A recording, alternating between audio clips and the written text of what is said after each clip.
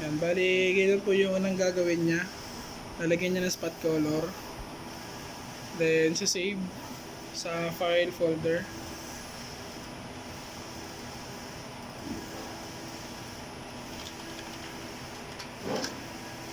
Then, after niya ma-save, yan, pupunta siya ng print factory para i-rip yung file.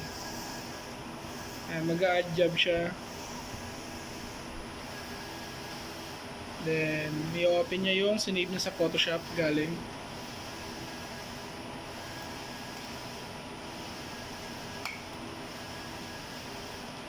And then, after niya ma-rip,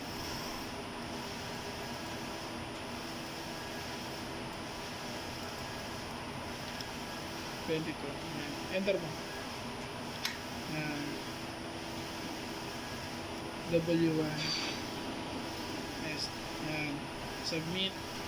Antayin na lang matapos yung ripping file. Pakita mo doon sa kabila. Yan. Yan. Ito siya.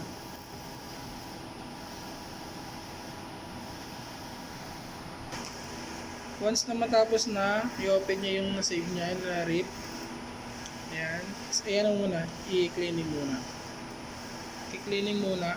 Wait lang. Okay. Week lang.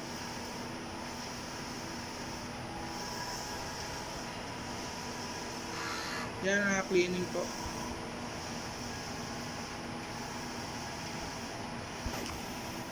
Yan. Pagkatapos mag-head clean, nozzle check.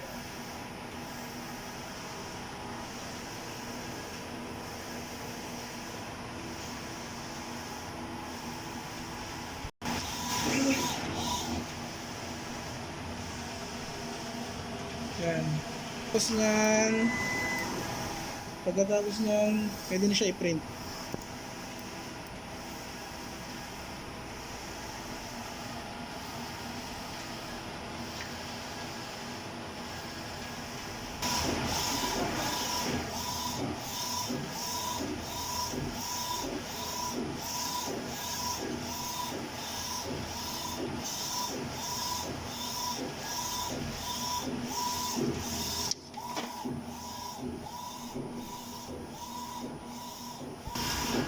So ayan, okay naman po yung output. Maganda naman yung printout niya.